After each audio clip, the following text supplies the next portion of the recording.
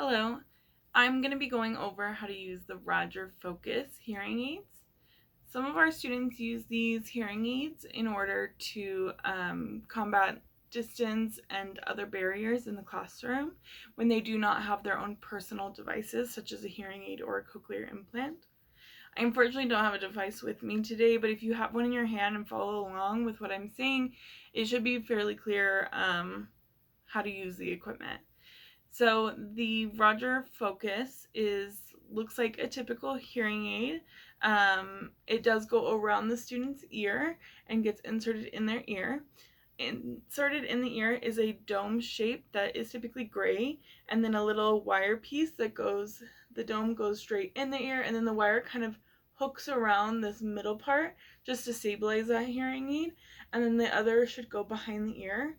Most students who use these have used them before, and so they should know how to place them in and how to use them. For our younger kids, some of them might need assistance to put them in their ears, but most students should be fairly independent in this already. So if your student uses a Focus, it does work primarily with the Roger touchscreen. If you've not watched that video, please go there first and watch that video in order to better help you understand what I'm going to be talking about. So the Roger Focus does pair with an FM system. It does not do anything without connecting to this system.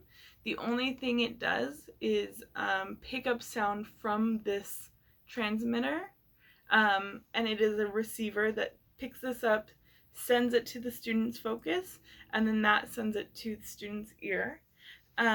This Focus helps combat distance, background noise, listening barriers that we see in the classroom for our students who don't typically wear hearing aids but do need that extra support in the classroom. To turn on the Focus, you at the bottom of it has a little battery door. The battery door should have a battery inside and be closed. That will turn on the hearing aid. In order to connect it to this, you would make sure the battery's in, close that door, and then go through the process of turning this on, connecting, and it should connect fairly easily.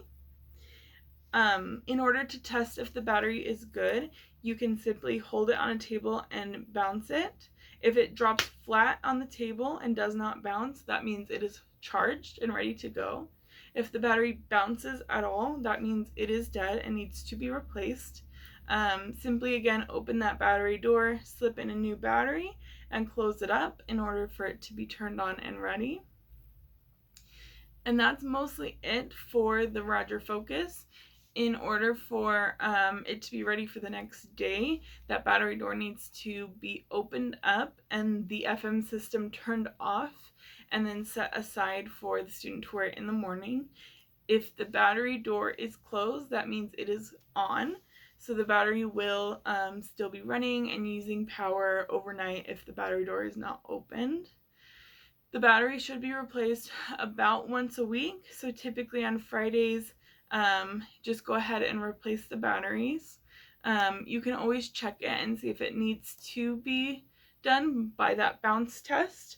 And if the student ever complains that it's not working, they can't hear, if the Roger touchscreen is not connecting, typically the problem is that the battery is dead and needs to be replaced. That's always the first place to start with troubleshooting, is to replace that battery to see if that's the problem. And from there you can continue to troubleshoot, but that's typically the issue that we see the most commonly. With these devices, it does again put the signal right to the student's ear, so they may need listening breaks where they take them off in order to have some downtime. They can take them off whenever they become uncomfortable. We do encourage the students to wear them during any time the teacher is speaking to the class during instruction time. This better helps the student hear the teacher the best that they can. Or during any group work where there are multiple students going to be talking. Again, you can watch the touchscreen video to see exactly how to use the touchscreen in those settings.